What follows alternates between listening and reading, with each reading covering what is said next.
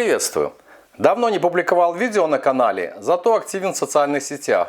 Конкретно в группе ВКонтакте я ежедневно знакомлю ее участников с одной музыкальной композицией из моей кассетной фонотеки. Ссылка на группу есть в шапке канала.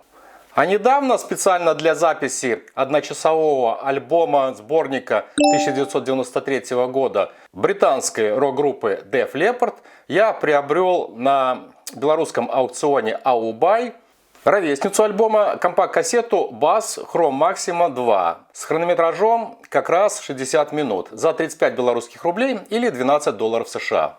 Хочу протестировать ее на запись и сделать небольшой обзор. В придачу к ней купил еще несколько экземпляров. Вот получил посылку с компакт-кассетами. Смотрим. Итого, запечатанные кассеты Bass Chrome Maxima 2 60 1993 года.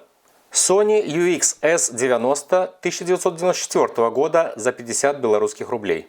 И в хорошем состоянии кассеты Sony BHF-90 1978 года за 15 белорусских рублей. Maxell UR-90 1986 года за 10 белорусских рублей. А нет, в 1985 году вкладыш был серого цвета, а этот красного. Значит, точно 1986 года. Далее две кассеты 1972 года с разным хронометражем ленты. Sony HF по 20 белорусских рублей каждая. Их отличает от моделей 1976-1977 годов вкладыш. На нем слово Sony мелким шрифтом вписано в белый круг и не выступает за его границы. О них я буду рассказывать в других видеороликах, поэтому кому интересен данный материал, предлагаю подписаться на канал. Но вернемся к приме сегодняшнего видеоролика Bass Chrome Maxima 2 1993 года. Ленту в этой модели баденской анилиново-содовой фабрики для рынка Европы отличает двуслойное покрытие хромдиоксидом. Выпускалась она с 1982 года. Сначала была модель Chrome Dioxide Maxima 2. С 1987 года уже коротко Chrome Maxima 2, а после июля 1996 года формулу ленты изменили на оксид железа с кобальтом. У меня кассета Bass Chrome Maxima 2 1993 года с хронометражем ленты 60 минут. Из моей практики аудиокассеты именно с хромовой лентой спустя 30 лет уже не годятся для качественной записи. Но в моей коллекции есть подобные кассеты уже с записью, и именно запись на них и по сей день звучит ярко.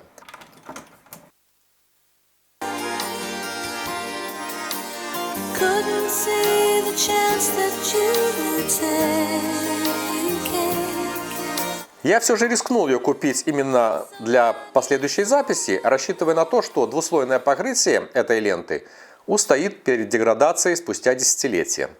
К тому же выглядит эта кассета прелестно.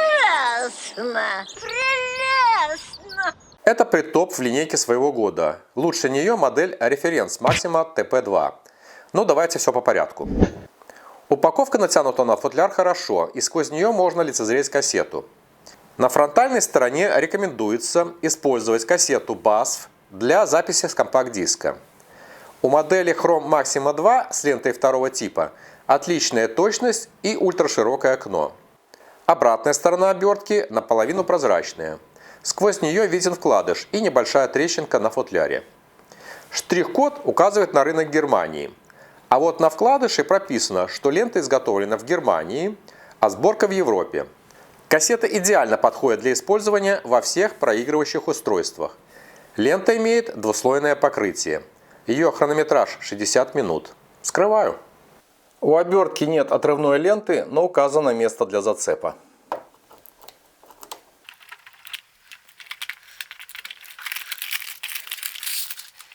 В слегка тонированном полноформатном пластиковом футляре вложены компакт-кассета, листок с наклейками и вкладыш. Вкладыш с разворотом. Ну, в принципе, здесь мы его видели, вот так он выглядит. Здесь информация на нескольких языках. Конкретно о том, что все компоненты этой аудиокассеты подлежат 100% вторичной переработке. Подкассетник имеет рифление на торцах.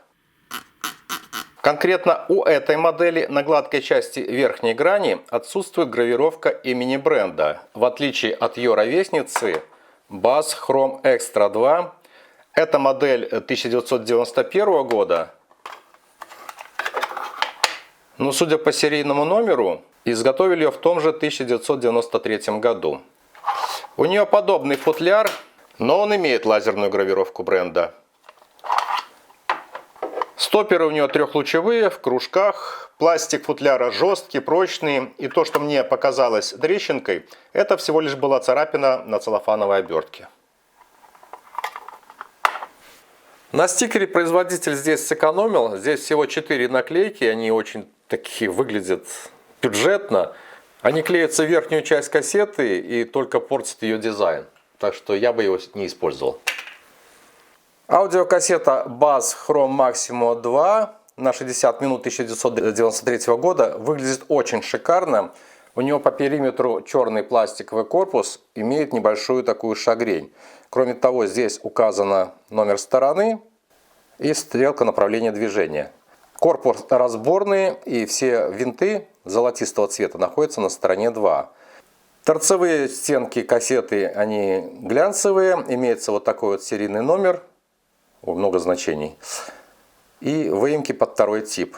На выступающей здесь снизу части также золотом указана модель.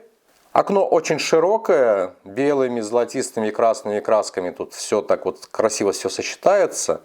И причем смотрите, какие здесь катушки. Также на них указан черным цветом модель этой кассеты. Шикарная кассета. В центре окна имеется вот такая полосками разметка. Давайте оценим ленту.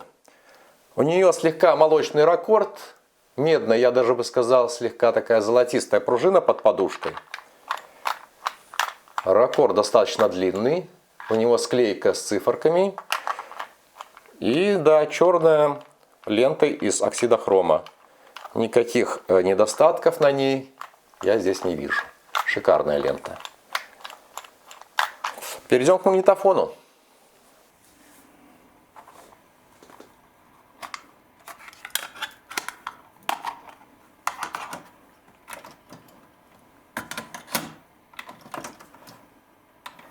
Перемотка ленты в начало стороны 2 этой кассеты тихая. Вперед аналогично. Good. Запись сигнала частотой 315 Гц без калибровки осуществляется с падением уровня и разбалансом до минус 4 дБ левого канала и минус 2 дБ правого канала. Трек записи кассетной деки Pioneer CT777 очень быстро откалибровался под данную ленту. Обычно это занимает около 20 единиц счетчика, а в этот раз уложился за 7. После калибровки при записи на ленту уровень правого канала держится, а левый все равно падает. Уменьшаю общий входящий уровень сигнала до минус 2 дБ, но разбаланс сохраняется.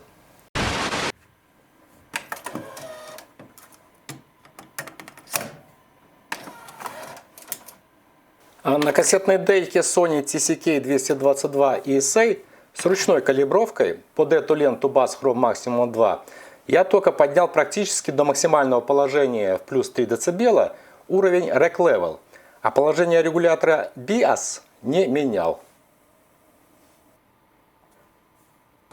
После калибровки картина записи сигнала частотой 315 Гц повторилась один в один, как на деке Pioneer. Присутствует разбаланс по каналам с разницей в 2 дБ. И как я не пытался понизить общий уровень входящего сигнала до минус 4 дБ, левый канал пишется с уровнем меньшим, чем правый. Поэтому точно проблема не в магнитофонах. Далее, поскольку кассета является частью лентопротяжного механизма, оценил ее влияние на детонацию. Ее значение не изменилось, поэтому делаю вывод о качественной сборке кассеты и механизме ее лентоукладки. Теперь же, используя всевозможные регулировки уровня и баланса, запишу одну музыкальную композицию на данную хромовую ленту, добиваюсь сходства с источником. Слушаем.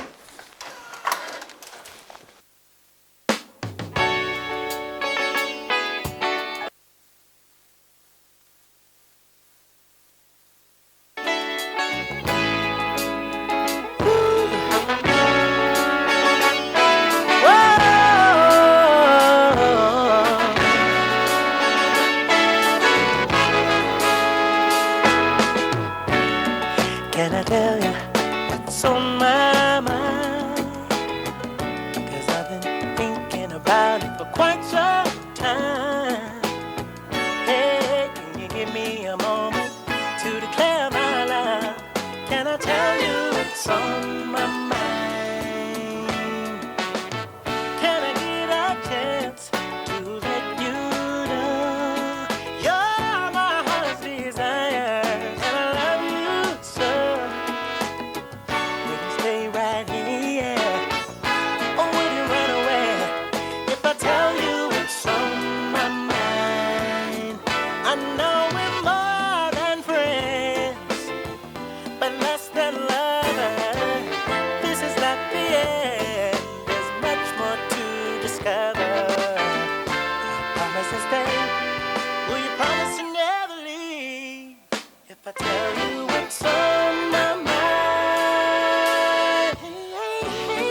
Can I let you see the real me?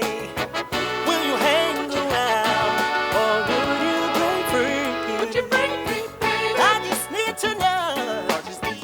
Would you let me go if I tell you what's on my mind? Итак, результат тестирования очередной кассеты с лентой от германского концерна BASF для меня был уже ожидаем.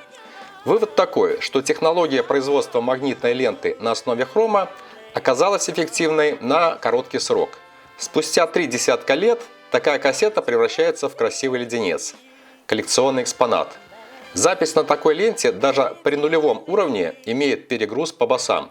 На слух она хрипит. Но поскольку хромовая лента имеет собственный низкий шум, то ее еще можно записать с уровнем полезного сигнала не выше минус 4 дБ. Как и советовал мне один из зрителей прошлого видеоролика с обзором кассеты Solimex, также оснащенной хромовой лентой BASF.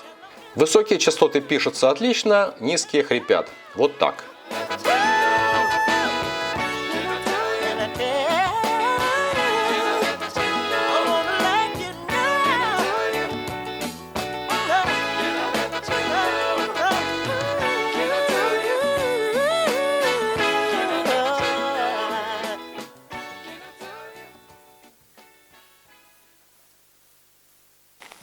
Готово.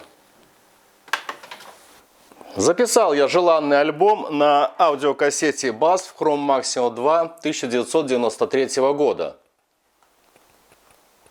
На деке Sony с пониженным уровнем. На индикаторе Pioneer он до значения минус 2,0 дБ. Уже неоднократно послушал, звучит чисто.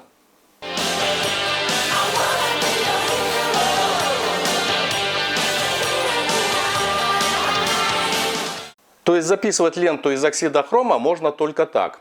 А что думаете вы об этой кассете? Поделитесь в комментариях. Буду рад новым подписчикам. До встречи на канале. И да, православные, с Масленицей. Пока.